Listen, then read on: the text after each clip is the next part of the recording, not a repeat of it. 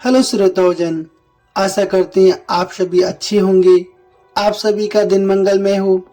आज हम एक ऐसी पवित्र कथा का अनुसरण करने जा रहे हैं जो कि प्रत्येक मनुष्य के जीवन में कहीं ना कहीं उपयोगी होती है। हालांकि सभी को पता है बिना गुरु के कोई तथ्य नहीं होता है। इसलिए आज ऋषि पंचमी के दिन आपको गुरुओं की अनोखी एवं अनुपम इन कथाओं का स्मरण अवश्य करना चाहिए। ऋषि पंचमी के दिन ऋषि पंचमी की कथा सुनने मात्र से गुरुओं का आशीर्वाद मिलता है एवं जीवन में जाने अनजाने में की गई गलतियों का भी प्रायश्चित मिलता है। तो आप सच्ची भावना के साथ ऋषि पंचमी की कथा का अनुसरण कीजिए। आइए शुरू करते हैं। इससे पहले कि हम कथा शुरू करें, आप वीडियो को लाइक शेयर कर लें और यदि नए हैं तो चैनल सब्सक्राइब कर लें। आपका बहुत धन्यवाद होगा। आइए शुरू करते हैं। ऋषि पंचमी के दिन सुनी जाने वाली जरूरी कथाएं हम आपको सुना रहे हैं, जिसमें से पहली कथा है। विदर्भ देश में ऊतक नामक एक सदाचारी ब्राह्मण रहा करता था। उसकी पत्नी बड़ी पवित्र थी, जिसका नाम सुशीला था। उस ब्राह्मण के एक पुत्र और एक पुत्री थी। विवाह योग होने पर उसने अपने समान कुलशील वर के साथ अपनी कन्या का विवाह कर दिया, परंतु दैव योग से कुछ ही दिनों के बाद वह कन्या विधवा हो गई। दुखी ब्राह्मण दंपति अपनी कन्या सहित गंगा जी के तट पर कुटिया बनाकर रहने लगे। एक दिन ब्राह्मण कन्या सो रही थी कि उसका शरीर कीड़ों से भर गया। कन्या ने सारी बात अपनी माँ से कही। माँ ने अपने पति से सब कुछ कहते हुए पूछा, हे प्राणनाथ, मेरी साध्वी कन्या की ये गति होने का क्या कारण है? तब ब्राह्मण ने समाधि द्वारा इस घटना का पता लगाकर बताया कि पूर्व जन्म में हमारी ये कन्या एक ब्राह्मणी थी। इसने रजस वाला होते हुए बर्तन छू दिए थे। इस जन्म में भी इसने लोगों को देखा देखी ऋषि पंचमी का व्रत नहीं किया, इसलिए इसके शरीर में कीड़े पड़ गए हैं। धार्मिक शास्त्रों की मान्यता है कि रजस्वला स्त्री पहले दिन चंडालनी, दूसरे दिन ब्रह्मघातनी और तीसरे दिन धोबिन के समान अपवित्र होती है। वह चौथे दिन स्नान करके ही शुद्ध होती है। यदि ये शुद्ध मन से अब भी ऋषि पंचमी का व्रत करे तो इसके सारे दुख दूर हो जाएंगे और अगले जन्म में भी ये अटल सौभाग्य की प्राप्ति करेगी। पिता की आज्ञा से पुत्री ने विधि पूर्वक ऋषि पंचमी का व्रत और पूजन किया, जिसके प्रभाव से वह सारे दुखों से मुक्त हो गई। अपने अगले जन्म में उसे अटल सौभाग्य सहित अक्षय सुखों की प्राप्ति हुई। अब सुनिए दूसरी पौराणिक कथा। सतयुग में विदर्भ नगरी में सेंजित नामक एक राजा हुआ करते थे।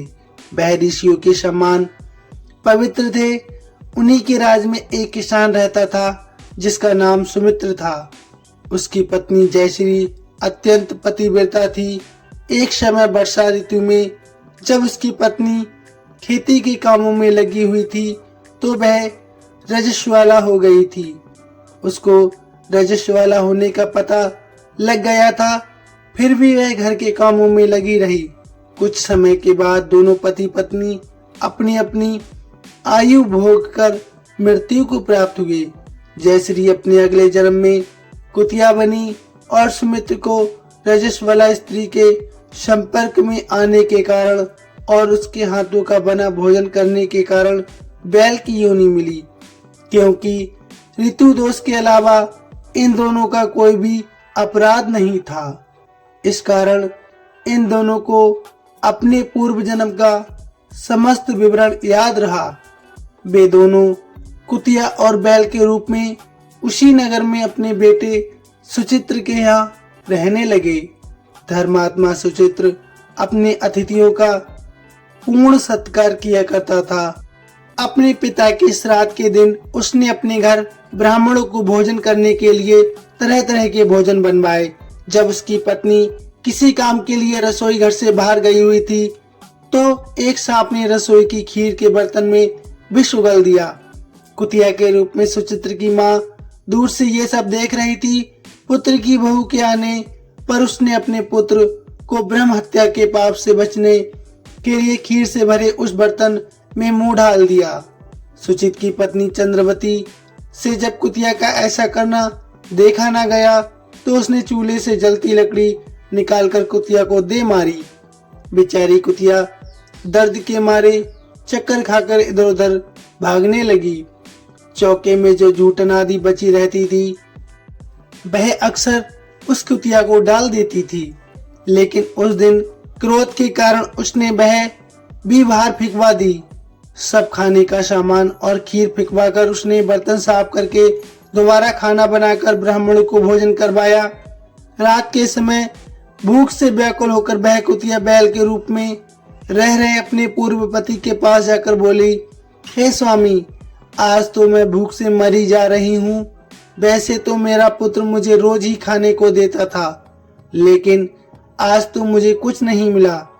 सांप के विष वाले खीर के बर्तन को अनेक ब्राह्मण हत्या के भय से छूकर उनके ना खाने योग्य मैंने ये काम किया था। इसी कारण उसकी बहू ने आज मुझे बहुत मारा, खाने को कुछ भी नहीं दिया।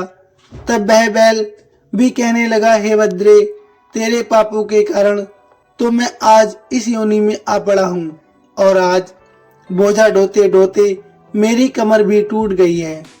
आज तो मैं भी दिन भर हल में जुटा रहा। मेरे बेटे ने आज मुझे भोजन भी नहीं दिया और मुझे मारा भी बहुत। मुझे इस प्रकार कष्ट देकर उसने इस रात को निष्फल कर दिया है। अपने माता पिता की इन बातों को सुचित्र सुन रहा था। उसने उसी समय दोनों को भरपेट भोजन करवाया। फिर उनके दुख से दुखी होकर वह वन की ओर चला गया। वन में जाकर ऋषियों से पूछा कि मेरे माता पिता किन कर्मों के कारण इन नीच योनियों को प्राप्त हुए हैं और अब किस प्रकार से उन्हें इन योनियों से मुक्ति मिल सकती है। तब ऋषि कहने लगे कि तुम अपने माता पिता की मुक्ति के लिए अपनी पत्नी सहित ऋषि पंचमी का व्रत करो और उसका फल अपने माता पिता को दान कर दो। भादव महीने के शुक्ल पक्ष की पंचमी को मुंह शुद्ध करके स्नान करने के बाद, नदी में पवित्र जल में स्नान करने के बाद नए साफ स्वच्छ वस्त्र पहनकर अरुंधति सहित सप्त ऋषियों का पूजन करना। इतना सुनकर सुचित्र अपने घर वापस लौट आया और अपनी पत्नी सहित विधि विधान से पूजन व्रत किया।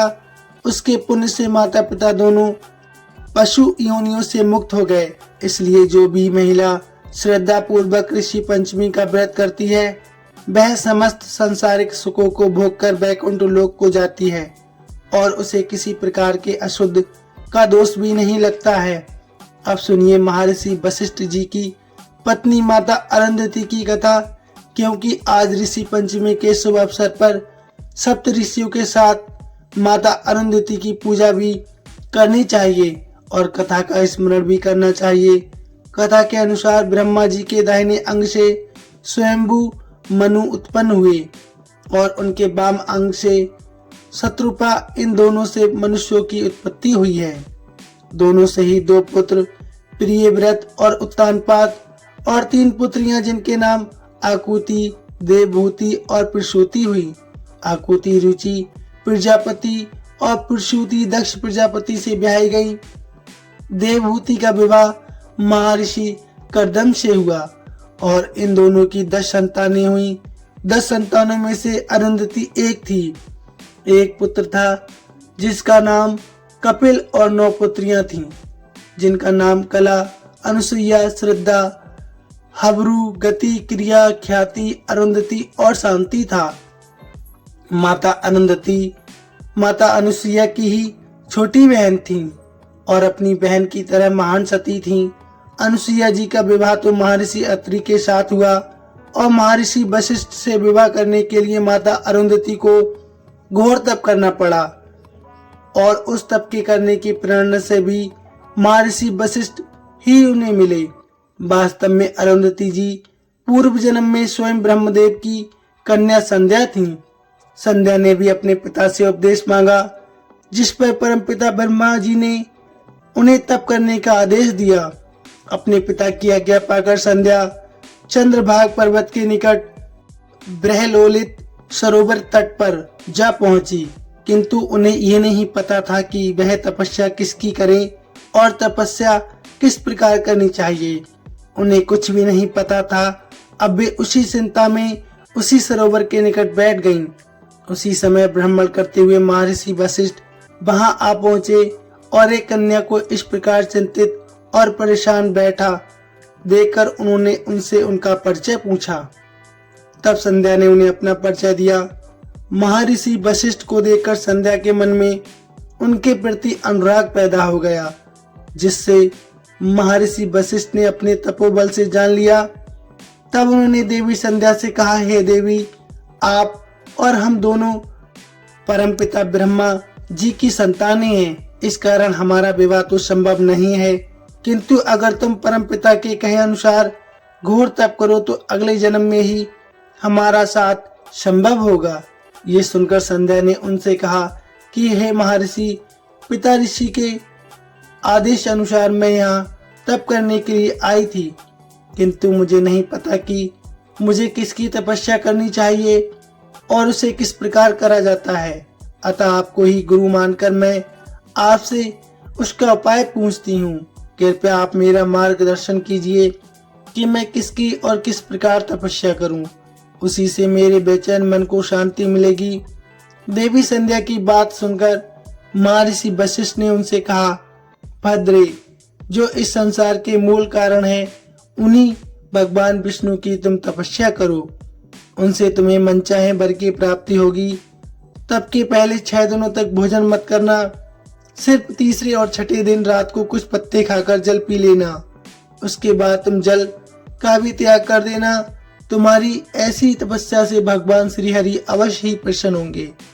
ऐसा कहकर महर्षि वशिष्ठ वहां से चले गए। फिर उनकी बताई हुई विधि से संध्या भगवान नारायण की घोर तपस्या करने लगी। उन्होंने 4 युगों तक श्री हरि की घोर तपस्या की और आखिरकार उनकी कठिन तपस्या से प्रसन्न होकर भगवान विष्णु ने उन्हें दर्शन दे दिए। उन्हें अपने समक्ष देखकर देवी संध्या अवाक रह गई। उस समय इतनी भी शक्ति उनके अंदर नहीं बची थी कि वह खड़ी रहकर उन्हें प्रणाम कर पाती। उनकी ऐसी भक्ति देखकर नारायण ने उन्हें स्वस्थ कर दिया और फिर पूछा कि वह किस कारण ऐसी घोर तपस्या कर रही थी। तब देवी संध्या ने भगवान श्री विष्णु से जो 3 वरदान मांगे वह इस प्रकार थे। पहला वरदान, किसी भी जीव में जन्म लेते ही काम की भावना न हो। दूसरा, मैंने जिनकी कामना की है वह मुझे पति रूप में प्राप्त हो और मेरा पति व्रत अखंड रहे। तीसरा वरदान, मेरे पति के अलावा और कहीं भी मेरी सकाम दृष्टि न हो और उनके अतिरिक्त जो भी कोई मुझे सकाम भाव से देखे वह तत्काल नपुंसक हो जाए। देवी संध्या के ऐसे वचन सुनकर इस प्रकार वरदान मांगने पर श्री हरि ने प्रसन्न होकर कहा, पुत्री, तुमने उचित वरदान मांगा है। मैं तुम्हें वर देता हूँ कि अगले जन्म में तुम्हारी इच्छा के अनुसार तुम्हें पति प्राप्त होगा और तुम दोनों कल्प के अंत तक जीवित रहोगे। कोई अन्य पुरुष अगर तुम पर काम दृष्टि डालेगा तो वह तत्काल नपुंसक हो जाएगा। आज के बाद किसी भी जीव में जन्म लेते ही तुरंत काम भावना कभी जागृत नहीं होगी। मनुष्य की 4 अवस्थाएं, बाल, कौमार्ग, यौवन और वृद्ध अवस्था, इनमें से अन्य 3 में, कौमार्ग, यौवन और वृद्ध अवस्था में तो काम भावना जागृत हो पाएगी, लेकिन बाल अवस्था में कभी नहीं होगी। अब तुम जाओ और चंद्रभाग पर्वत के निकट महर्षि मेघ तिथि 12 वर्षों से यज्ञ कर रहे हैं, जो आज समाप्त होने वाला है। उसी यज्ञ की अग्नि में अब तुम अपने शरीर का त्याग करो। मेरे आशीर्वाद से तुम अग्नि की कन्या बन जाओगी और कोई तुम्हें देख नहीं पाएगा। ऐसा कहकर श्री हरि ने अपने चरणों से संध्या को स्पर्श किया। जिससे वह यज्ञ के हविष के रूप में बदल गया और वह अदृश्य हो गई। इसके पश्चात श्री हरि वहीं अंतर ध्यान हो गए। भगवान विष्णु की कृपा से अदृश्य होकर देवी संध्या महर्षि में तिथि के यज्ञ में गई और वहां महर्षि वशिष्ठ को पति रूप में पाने की कामना लेकर उन्होंने यज्ञ कुंड में अपना शरीर समर्पित कर दिया। उस अग्नि में भस्म होने के बाद उत्पन्न उनकी पवित्र ऊर्जा को स्वयं सूर्य देव ने 2 भाग कर सृष्टि के कल्याण हेतु अपने रथ पर स्थापित किया। यही 2 भाग प्रातः काल और संध्या काल कहलाते हैं। अगले जन्म में वही संध्या महर्षि कर्दम की पुत्री के रूप में जन्म लेती हैं और उनका नाम रखा गया अरुंधति।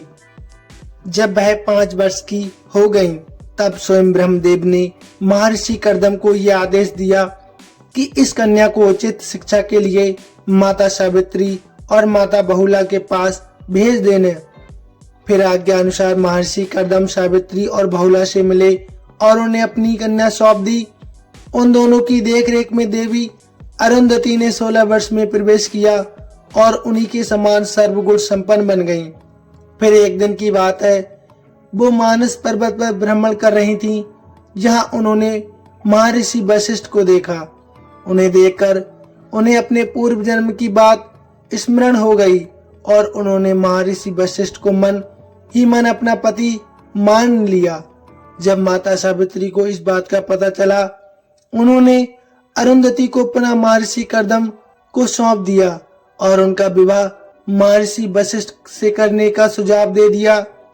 बाद में उनका विवाह महर्षि वशिष्ठ से हो गया और वे दोनों सुखपूर्वक अपने आश्रम में रहने लगे। इन दोनों का स्थान सप्तऋषि तारामंडल में बताया गया है। एक बार महर्षि वशिष्ठ अन्य सप्तऋषियों के साथ 12 वर्ष की घोर तपस्या के लिए चले गए। उस समय अरुंधति अकेली अपने आश्रम पर रहा करती थीं। दैव योग से सप्तऋषियों के जाते ही भयानक अकाल पड़ा। 7 दिनों तक देवी अरुंधति के मुख में अन्न का एक दाना तक नहीं गया।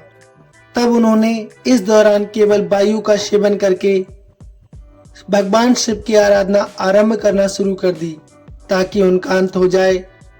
तब उनकी परीक्षा लेने के लिए 21वें दिन स्वयं महादेव उनके आश्रम में एक वृद्ध के रूप में पधारे और उन्होंने देवी अरुंधति से खाने को कुछ मांगा।